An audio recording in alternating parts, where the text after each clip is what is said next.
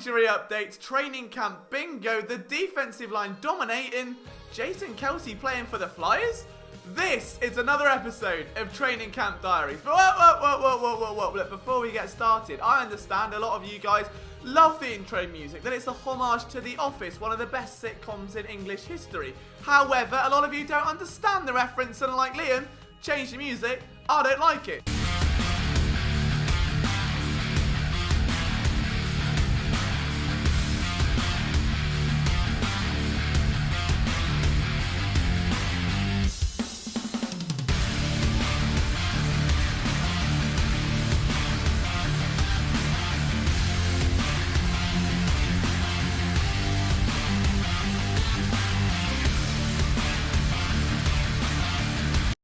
Sorry about that, I'll go back to the normal one next time.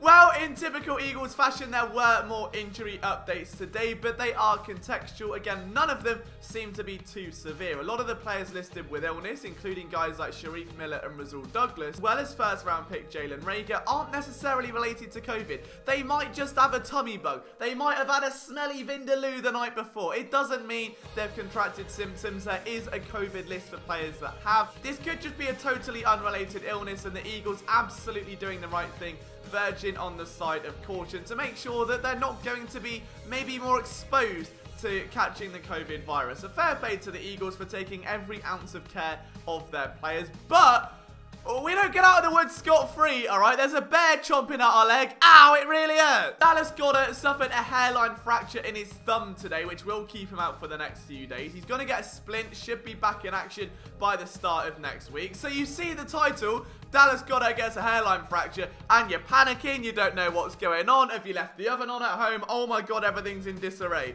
But in reality, it should be okay. It's a nasty injury, you don't want anyone to see it, but he should be back in a few days, and this will mean that there is an expanded role for guys like Josh Perkins and Noah Togai, who are both trying to make the roster. Talking of Noah though, he took a bit of a knock today, so great news for Josh Perkins. He is just playing every tight end snap. He's got the lot, mate. He's lining up at tight end 1 and 2 in 12 personnel, just spreading himself really wide and running both routes at the same time. If you're an Eagles offensive lineman, this wasn't a good day. If you're an Eagles defensive lineman, the beers might be on Matt Burke, because what a fantastic practice it was. In the last 2 minutes, there were 6 sacks in scrimmage play. 6 sacks, okay? Malik Jackson was ripping people to shreds. Joe Osman tearing through Jordan Mailata, what's almost become a regular occurrence at camp over these last couple of years. And even Casey Toohill, the 7th round rookie, got a sack on the board, which by my estimations and my checklist means every single Eagles rookie has had a significant moment in camp so far, which is amazing. Like, that's absolutely fantastic that the Eagles rookies are all doing great right now. Hopefully that trend continues, but also a bit worrying for the offensive line that the defensive front is just having their way with them that violently. Carson Wentz looked visibly frustrated, looked like he was going to spike the ball into the ground at the end of practice, according to a couple of people. Not a great vibe. Jordan Mailata did throw his helmet onto the ground, also not a great vibe. Malik Jackson's dominant day really speaks volumes to me. There was someone that tore his ACL last year in game 1, had his entire season ripped away. Then you've got Javon Hargrave. We know Hassan Ridgeway had a good year. Malik Jackson needs to step up, and he may be in a hybrid role. He might not be, but he's got to have a very good year, and he is certainly setting off in the right direction. The return of the Mark. I mean, it's Marcus Green, isn't it? So you see why. Pardon it. The Eagles waived quarterback Carlisle Letter. I cried about it, not for the first time, probably not for the last, in order to make room for Green, who had previously had a stint with the Eagles, and he has literally been dropped in at the deep end and hit the ground running. The Eagles have, hang on, let me just check this a second.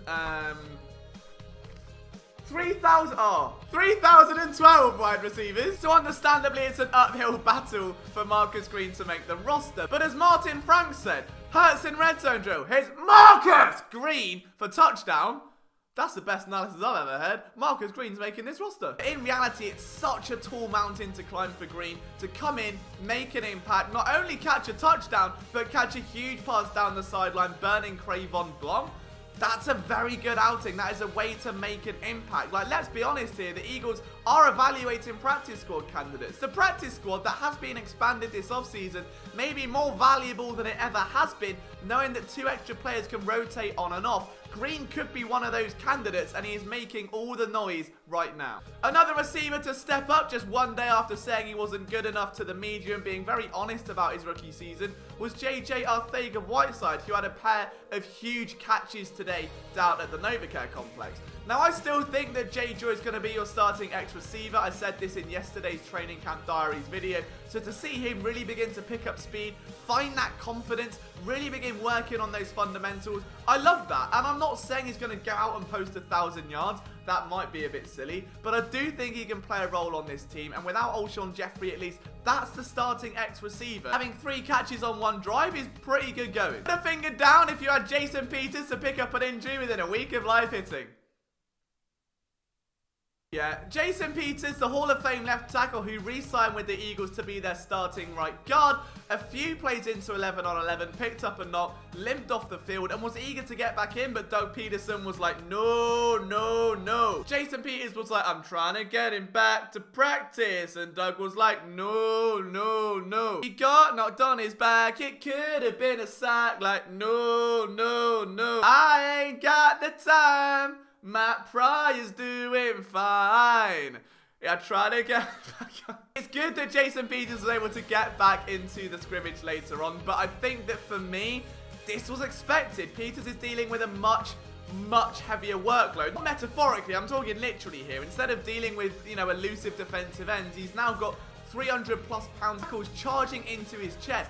It's a big adjustment for someone that has played left tackle for over 10 years now and has never missed a beat. He's now not only mirroring those same movements, but he's learning an entire new position, dealing with very different competition opposite him. So it's easy to see why he'd struggle. I like Matt Pryor being there as a backup. I wouldn't be surprised if he starts in week 1. But I'd like to see some development from Jason Peters, and hopefully he can slowly build up that confidence and maybe even become the starting right guard. But my money is still firmly on Matt Pryor. And finally, Jason Kelce was pictured wearing a Flyers jersey under his Eagles jersey. One, I respect it. I know the Eagles clearly do need some extra defensive help right now, and at the end of the day, Jason Kelce could be a perfect replacement for Matt Niskanen tonight. Bad news is, do you have any idea how bloody hot these are? Alright, it is like wearing an inferno. It is terrifying. You can't walk down the street without sweating a bottle of Fiji water. So not only is he wearing pads, not only is he wearing an Eagles jersey, but a Flyers jersey as well. I salute that man. And on that note, guys, that is it for another episode of Training Camp Diaries. I hope you've enjoyed it. Make sure you leave a like, subscribe, leave a comment down below. I'll see you soon.